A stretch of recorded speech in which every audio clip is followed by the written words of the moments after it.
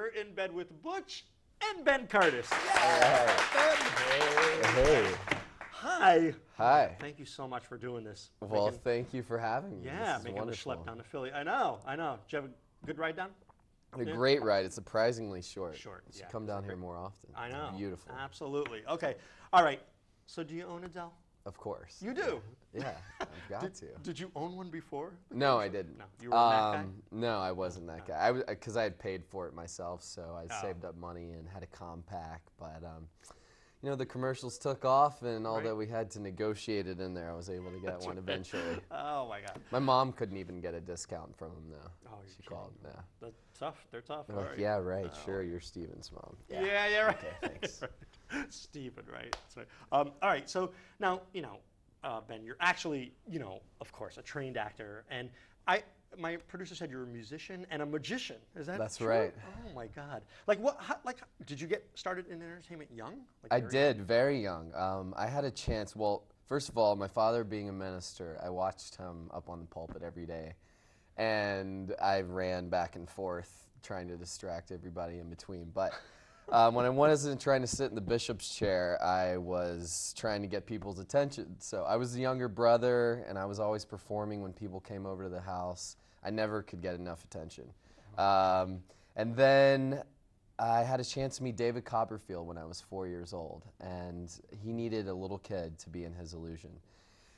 But I was too shy, so I didn't do it, but I went to the show. I got to watch the other kid perform, and from then on, I decided I was going to be on stage. That was it. Oh my God! But we had an amazing music program at my elementary school, and I've been singing on stage my whole life. And that's really where it started, I think, was with music. Yeah. But definitely taking over the family room as a bratty little brother. Yeah. Oh my God! And then like through high school, I guess, is that when you discovered acting, or? Actually, I started acting as a child along with singing because I really started discovering my voice, and our teacher, Robert Clark, at the time was my greatest inspiration and really taught me about my voice and just being who you are at a young age. And so I got into performing through that. I was taking mime classes. I was studying magic. When I was 13, I started my own business as a magician. So I was performing then. But I did mostly sports in high school, actually. And I did plays on the side. Yeah. Wasn't as cool at my school to be the drama kid or a magician. Right. But an all-boys school. In Tennessee. Right. Yeah. Okay. Yeah, but it turned out well. Yeah. Yeah, so I guess it all started. I started doing drama in high school, seriously. Yeah. So now, was it when you left high school, you moved to New York to go to NYU? That's correct. Okay. Yeah, Right. I was actually deciding between soccer or acting professionally. Wow. I mean, I was surprised when I met you, about a month ago, but it was like a crowded party. But when you walked into the studio today, that you're a very athletic body. I mean, you look like you work out a lot. Well, I mean, thank you. Yeah.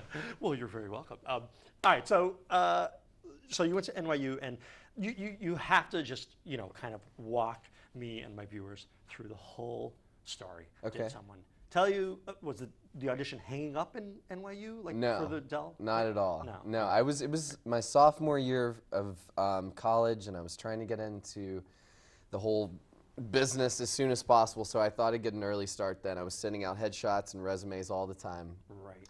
And I wasn't getting anywhere. And so the Screen Actors Guild strike was going on. It was really hard to find anything at that point. And my friend was in business school, and he was working with this manager, Renata English, in New Jersey, and he was doing all these extra parts on feature films. And I was like, listen, buddy, I know you're loving this, but you're in business school, and I'm actually trying to be an actor.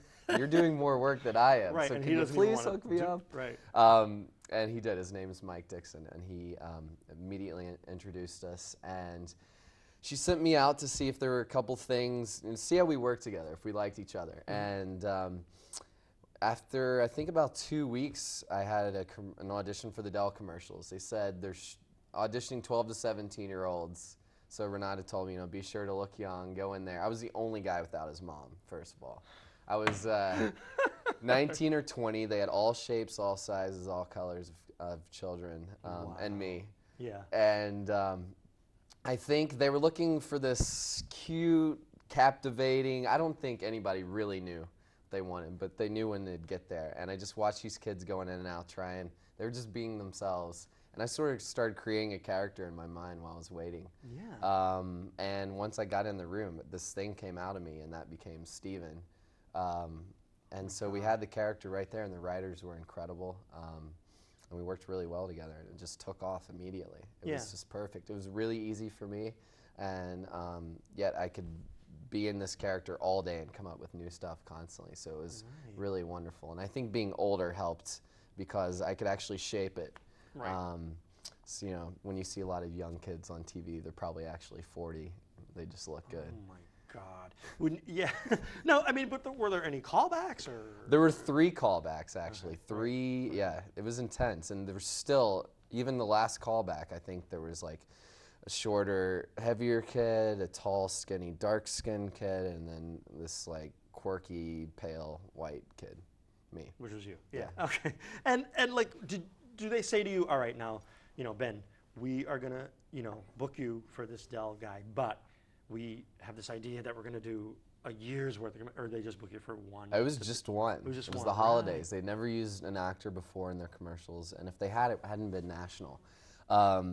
So this was their first big national commercial. It was holidays, and we just worked it. I don't know, some magic happened in that, and it took off. And then we had 2 more, and then after that, they signed me for like another 5 or 7 more. But I was doing personal appearances and interviews and voiceovers and print jobs for them, and I was basically a walking Dell icon, a commercial, 24 hours a day. I mean, you really. I couldn't go anywhere at all. Oh my God.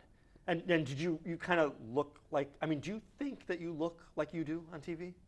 Yeah, I do. Okay. Yeah, I had shorter hair, and it was lightened. Like I mean, I changed my voice and posture for the role, but I mean, it's my face, and the voice did come out of me. So. Yeah. Wow. It Now, wasn't too different. If I'd maybe been taking like way too much sugar in my teenage years, that would have been me, maybe. Right. Oh my God. I mean, you're like going down like Mr. Whipple or something. Yeah. I mean, you're legendary. Like, Well, like it's so crazy. I mean, it's crazy. Is it weird? All right, yeah, now it's hard to wrap my head around. Yeah. So what effect, you know, has all the fame had on you? Honestly, it was kind of negative. It's just been a big eye-opener. It's been a very big learning experience. When the commercials really took off, I was in school full-time, and I was really dedicated to school and theater and trying to get my degree and just be an artist. And also my backyard had blown up during that time, which was ground zero, 9/11. And then also I was doing interviews all day long when I woke up to nighttime, and I couldn't go anywhere else in America for 5 minutes without being recognized. So that was great, but people, it's just, you really don't know what it's like till you get there, and everyone was looking at me thinking I should be happy, I have fame and money, but I really probably had never been more depressed. And I think a lot of it had to do with, it was great making people happy. I love that every day. But unfortunately, not everybody's so nice about the way they approach you. And I probably would have yelled something obnoxious at me, at the Dell Dude, had I seen him walking down the street. I gotcha. But it was that kind of thing where you're in people's living rooms every day, all day long, so they really feel like they know you. And I didn't even watch TV whatsoever, and I was really concerned with what was going on in the world. So the Dell commercials weren't the biggest thing, but they were a great way to get my foot in the door. It's just that no one knew my name, and I could see I was getting pigeonholed. My career was actually getting, as it was growing, it was getting smaller and smaller, and so I could see it just basically ending if I had picked up any more roles. I was reading all for stoner characters, all for quirky teenagers. Nothing that really involved acting or anything important in the world. So I got kind of tired of it, but it was great while it lasted. I had a lot of fun. And how